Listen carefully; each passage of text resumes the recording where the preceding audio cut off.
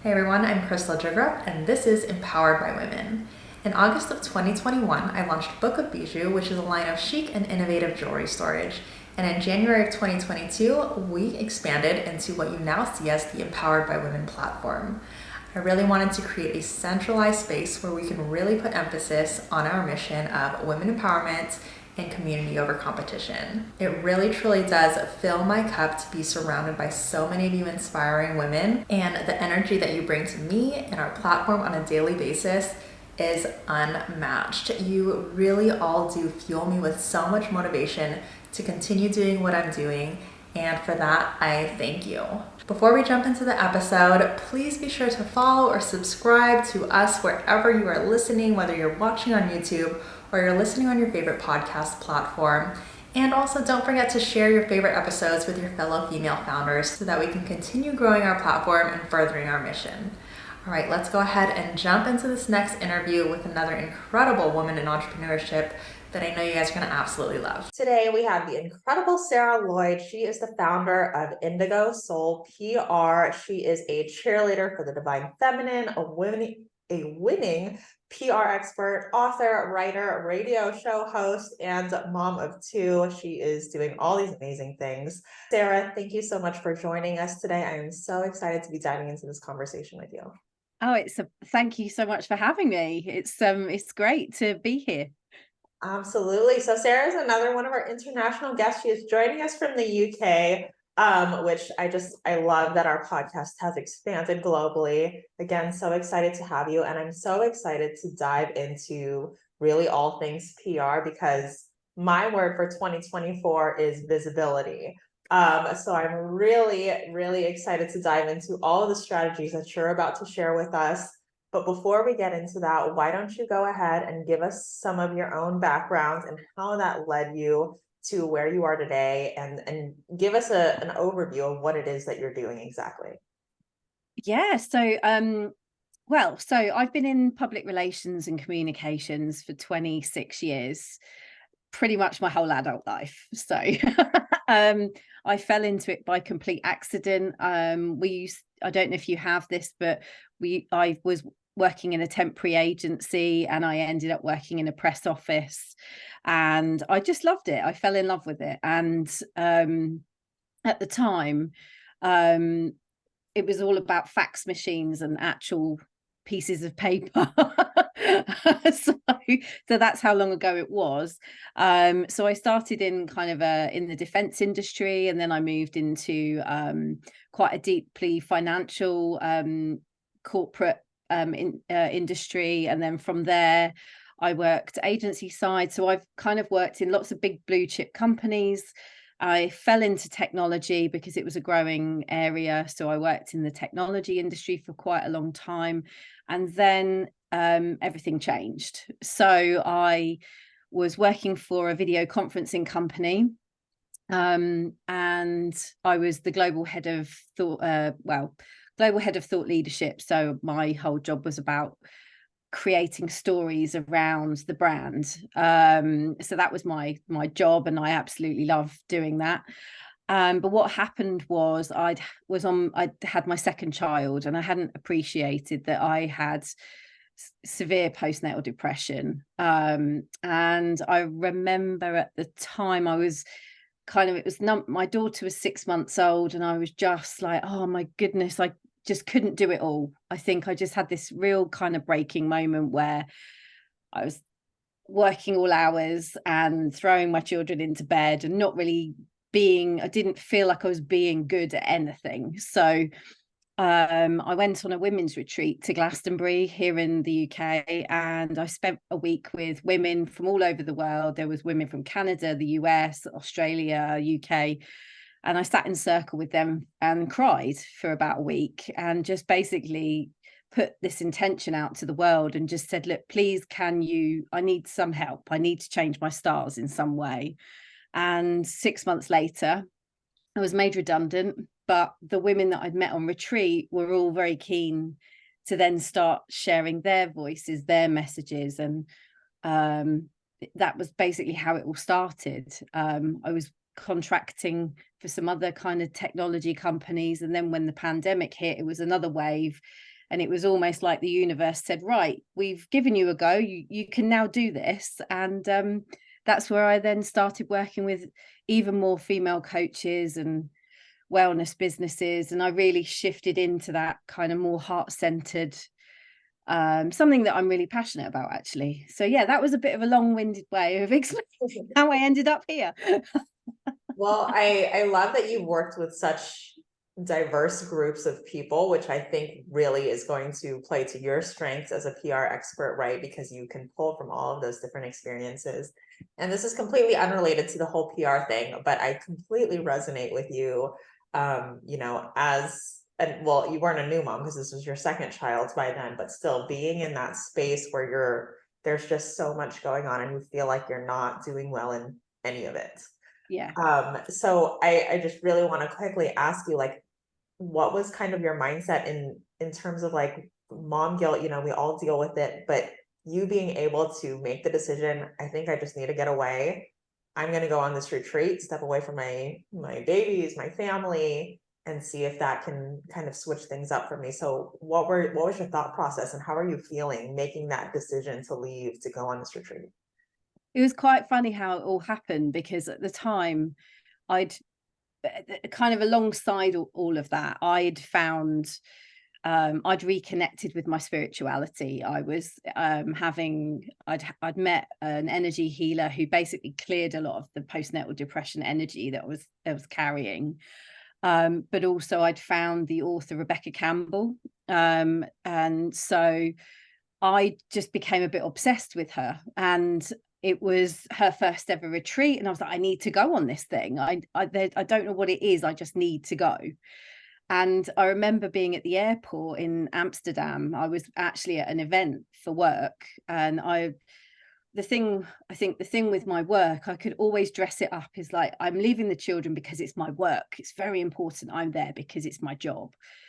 But when it was about leaving for me and what I needed, I just found it really hard to not ask for permission, well, even give myself permission to do it. It's different when it's work because it's work. So I was sat in the airport, like, I think Rebecca only had like 20 slots or something. It was a first come, first serve thing. And I just, on a complete whim, just booked my slot, got my slot. And I thought, oh, I better tell my husband now. And I was sitting in the airport and I texted him and I said, I've done something. I'm really sorry, but I really need this week. I need to go away and I need some space because I wasn't well. I was on antidepressants. I was working. I'd negotiated. I mean, luckily I'd been in my role for kind of 7-8 years. So they trusted me. And basically I'd got to a point where I was negotiating days off because I was feeling so under pressure and burnt out. So he was great. He just said, no, you need to go. This is exactly what you need. And I came back completely, I just felt like a completely different person. And it made me realize that what I was doing was the way I was living, the way that I was, because I was working for an American firm at the time. So I would work all day with Australia and Europe, and then America would come online in the evening. And I was throwing, as I said, I'd pick my children up from nursery and throwing them into bed and having to get on calls until like 11 o'clock at night. So it wasn't very healthy for me. It wasn't very healthy for the children. But it was absolutely something that I needed to do. And the beautiful thing about it, when the new boss came in and basically said, there's no role for you, I was dancing out of there. But it was really funny because I still went through that whole process of, even when I'd stepped out of that corporate role and took that redundancy, I still found it really hard to give myself permission to do things for me. But now, like 6-7 years on now in my business, it's all about managing things around the children, but also having a real balance around business, myself, and family commitments. So I always feel it when myself is like not looked after. That's definitely something I've learned. So it is very important to me. And earlier on, well, back in January last year, I published a book with a collaboration of other women, and it was called Wake Up Mother. And we dived into some real mum guilt stuff. So it was a real healing experience, actually. So yeah, again, long-winded answer. No worries. I love that. I'm gonna have to check out that book. Obviously, as a mother myself to two young girls going on a Oh, third, who will be here by the time this episode is live. Um, it's absolutely so real and such a process to go through, but I'm so glad that you were able to make that choice for yourself and, you know, communicate that with a very supportive partner. That's always really key and critical. I think it's so funny because what you were saying, I was just thinking about the other day, like I'm still working my day job and trying to balance my business and of course still try to be, you know, the best mother that I can be. And you're so right. Like when it comes to your day job, it's like you have no problem saying, I can't do this right now. I have to work. Like I can't play with you right now. I have to work. But then when it yeah. comes to your business, it's like you feel guilty for having to say that because it's not like someone is telling you to do that, right? You're making that Well, choice for it's like yourself. another baby, because Right. like it's your baby, isn't it? It might not be a real person, but it's still an entity that needs your love and attention, isn't it? So Exactly. And we need to be able to, you know, practice that discipline to still set those boundaries for us to make sure that both our family and our businesses and ourselves are thriving. You absolutely do have to take the time to, you know, take care of yourself so that you can come back as this is amazing woman that you came back as. So I'm glad you did that. And your whole world kind of changed from there. Okay, I know you're all well invested into this episode so far, but I wanted to just take a quick moment to tell you all about Cast Magic because this tool has been a lifesaver for me and the Empowered by Women podcast. And we don't like to gatekeep around here, okay? So if you also have a podcast, a YouTube channel, or really produce any kind of long form content, you really need to introduce Cast Magic into your life if you haven't already. It used to take me forever to find specific clips, create captions and titles and descriptions, and all the things that come with running a podcast, but Cast Magic has made that 10 times easier for me. And as a mom with a very busy schedule, I am all about simplifying and streamlining my to-do list. So seriously, save yourself some time and even multiply your usable content and download it ASAP. The link will be included in the show notes, but let's go ahead and get back to this awesome interview. So let's go ahead and start diving into the PR side of things. And you mentioned it briefly in your intro that you started creating stories for these brands. So obviously storytelling is a big part of PR, right? And then something that you talked about in your bio is conscious PR. So dive into that for us. What is the importance of storytelling and what are some of the key ways to really drive home this story that you're trying to sell and create for this brand? absolutely. I mean, it's so PR for I've always kind of had this. I've got a really simple way of explaining what PR is because I think people find it really difficult to strangely it's what is PR? It's like it just kind of happens. But what it is PR is when someone else says your stuff's good.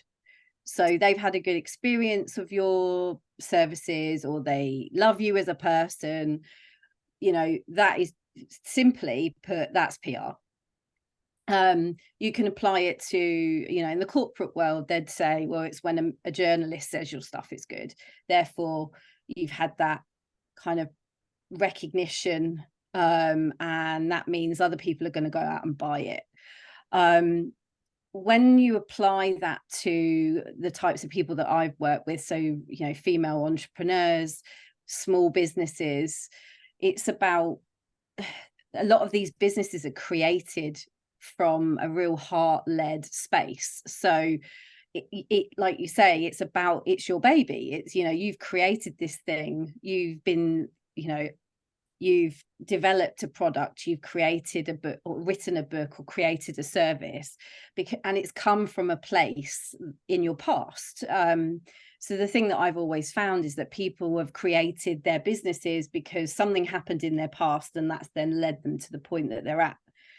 it becomes very personal. And that's where the storytelling piece comes in. So when I work with clients, I always try and understand where they came from, what they're sitting in, you know, what energy they're sitting in right now, and what their intention is in, you know, 3, 6 months, whatever. And that then helps us to understand the stories that need to come up to be kind of transmuted or shared or transformed. Because when you can tell your story from a place of power, it doesn't trigger you, it shouldn't upset you. You're telling it from that place of, I said this earlier today actually on another thing, is you're telling it from your scar, not your wound. So like I can talk about my postnatal journey now because, you know, that's a different iteration of me. I'm not sitting in that pain. I've let that pain go, but I know that there are other people out there who go through that pain, who are balancing, like you just said, you know. So that's the point, that's the beautiful point of difference, where if you tell your story from a place of wisdom, you're then sharing and educating and inspiring.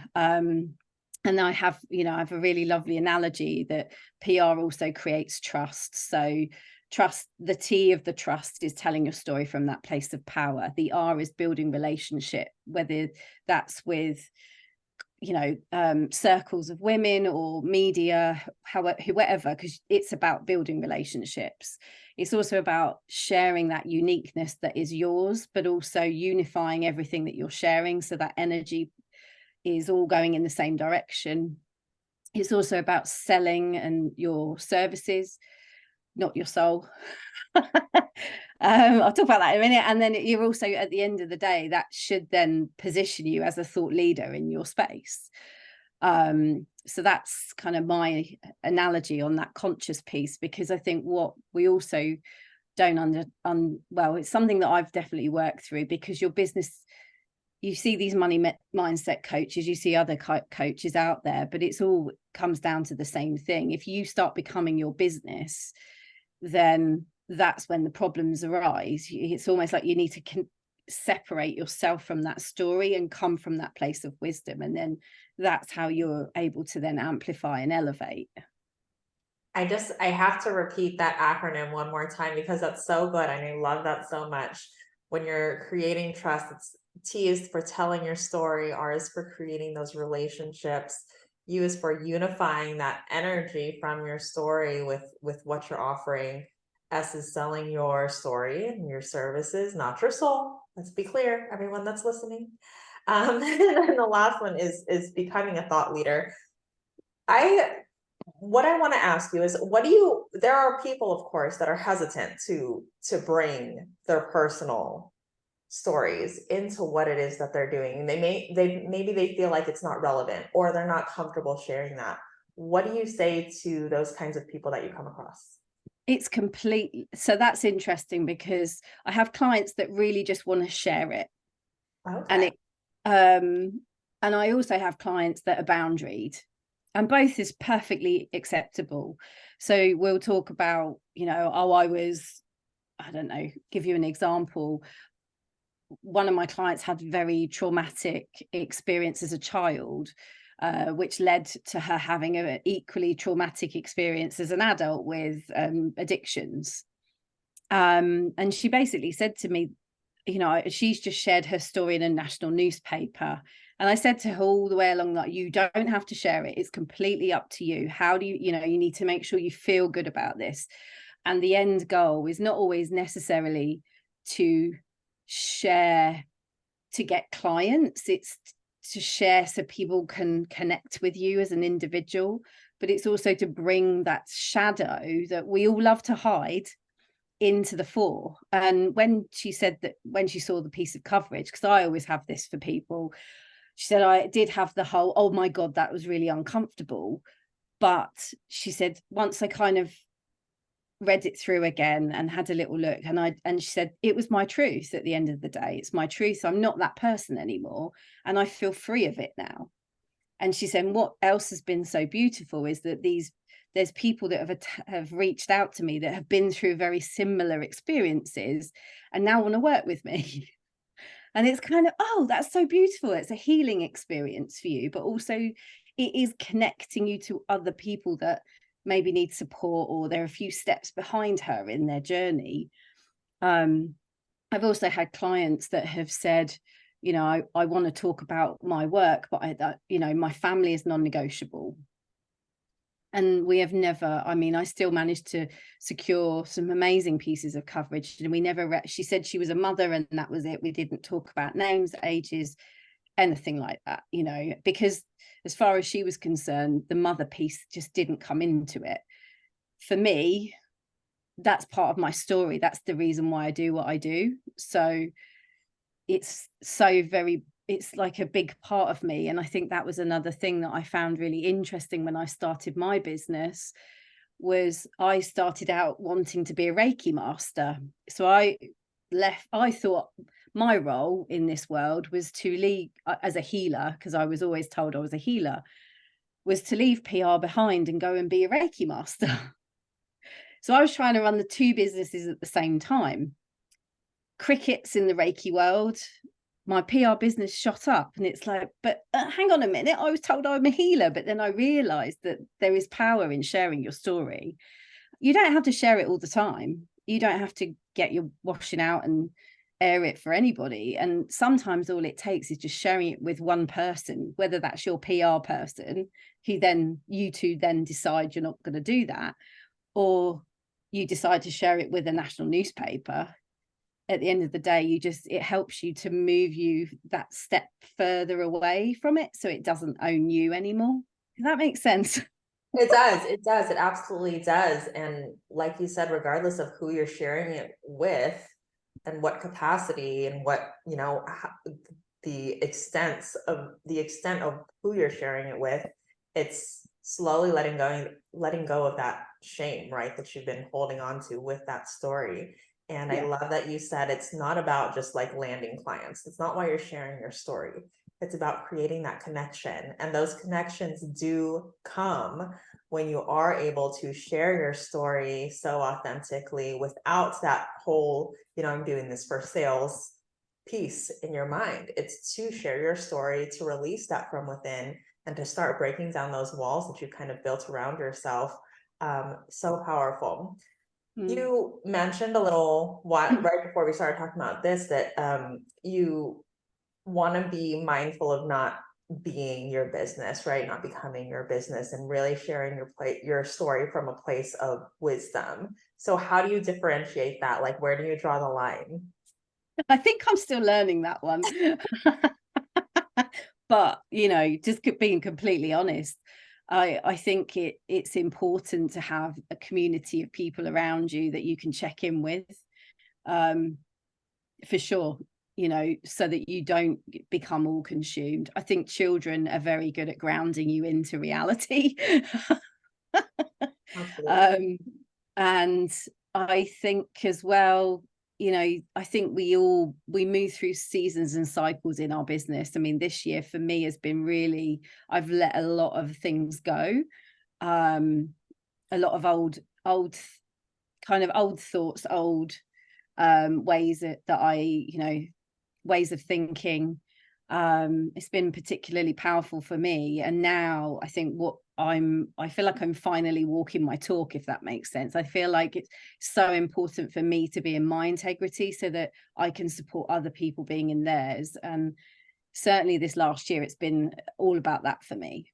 And, you know, I've had a lot of time with my kids, and, you know, that's non-negotiable. I think that in itself is a massive, I think there was so many years where I still had that little bit of, oh, I've got to look after the children for 6 weeks. And now it's like, I've got the kids for 6 weeks. What can we do? This is amazing. And I feel like I've had a real reframe about that joy. And I think it took me a long time I think society sets women up to fail. I'll be honest with you. I think that we take on a lot.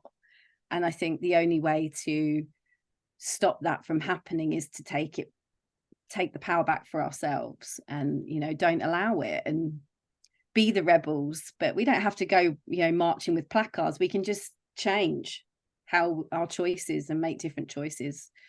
So yeah. I agree 100%. And I love the reframing aspect. That's something that I've been preaching a ton. It really is all about reframing your perspective and really finding the joy in things again, right? And practicing that gratitude for all of those little moments, those 6 weeks that you do have with your kids, where most of those weeks you're going to be a little bit overstimulated and going a little bit crazy. Yeah, absolutely. We're so grateful for it, right? So for a lot of our audience, they are fairly new in their businesses, so they don't have PR teams, they don't have a PR person. So what tips do you have for them to be able to get out there and start sharing their stories? Like, what are some good starting points to really be your own PR person? Oh, absolutely. I mean, I guess the first thing I would say to anybody is to do a little exercise, a little journaling exercise to work out.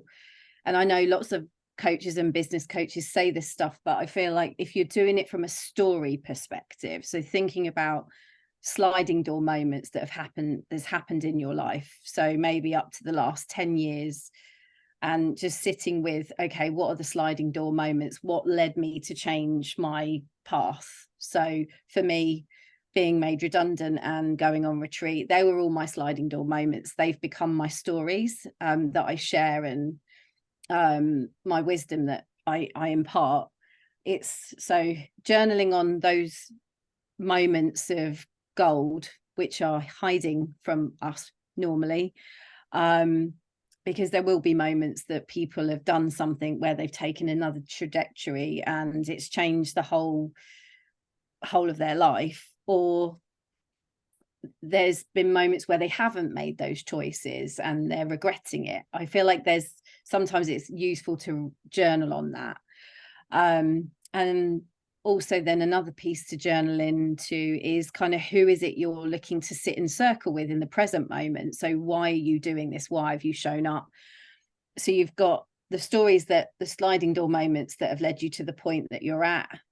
They're going to be, those stories will be playing out in other people's lives. So for example, the postnatal piece or the motherhood piece, those types of people are consuming things like podcasts or mainstream magazines or national newspapers. But then people that I'm sitting in my present moment would be Women Thrive Global, would be communities that I'm showing up in. They wouldn't necessarily be reading magazines. I think a lot of people don't read as much as they used to. They consume podcasts and they follow communities. So I'm showing up in those spaces because that's my present. And then I guess my future self is, who knows, right? I'd love to speak on more stages. I'd love to kind of impart more wisdom. So it's probably amalgamation of the two. And I think what I mean, I'm kind of going in a convoluted way, but it's a bit like a tarot reading. It's like past, present, future. Who were you in your past? What does that look like? Can you physically see, hear? What are they reading? So it's understanding who it is that you're trying to reach with that old story of yours.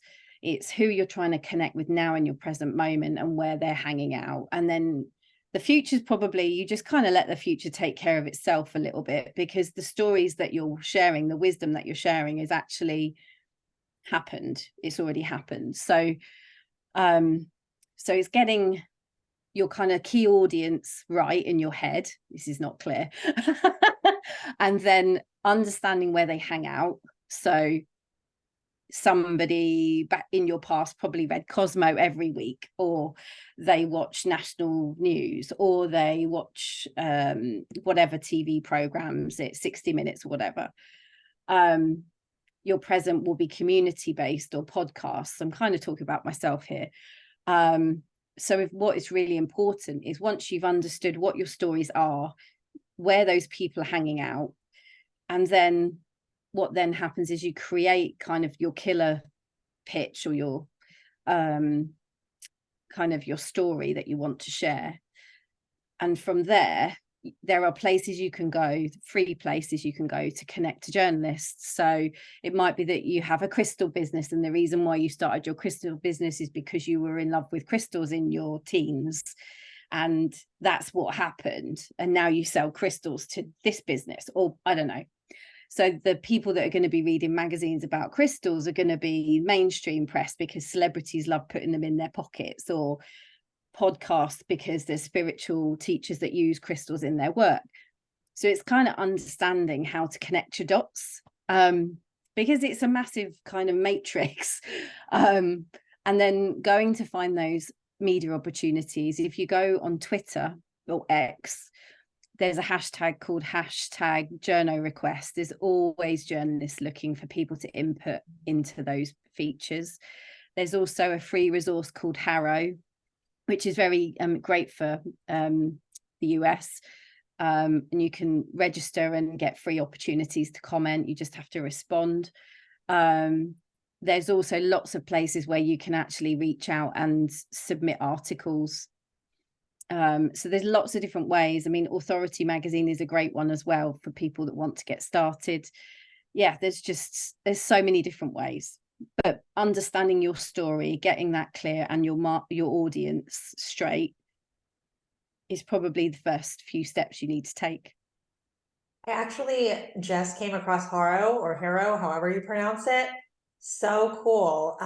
Yeah, so anyone that's listening that is looking for, for ways to get featured in all these magazines that seem like no way they're gonna pick me up, they will actually just email you a bunch of different like prompts, and then if anything is relevant to you and your expertise, you can just send them a quick reply and see if they pick you up. But I love all these other ones that you listed. I'm going to make sure we have those in the show notes as well. And all for free resources. You absolutely do not need to wait for someone to reach out to you, right? No, I mean, there's Facebook groups that are run by journalists that are always looking for comment.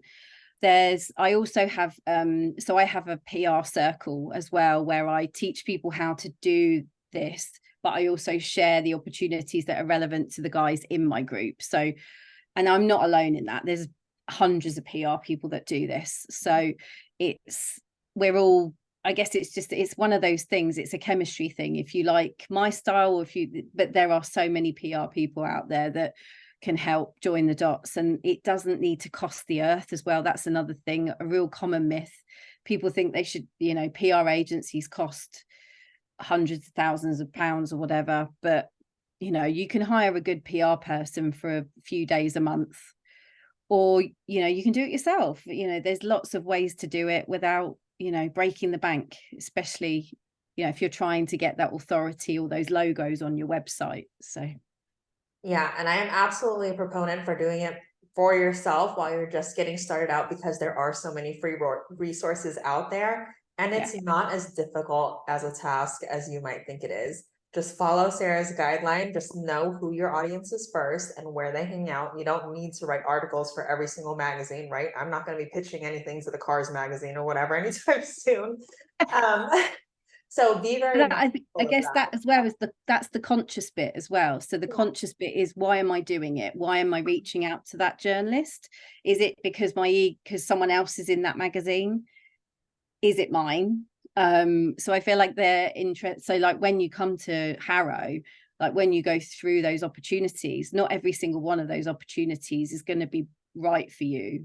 Right. So it's always about checking in before you put yourself out there. But by all means, do it.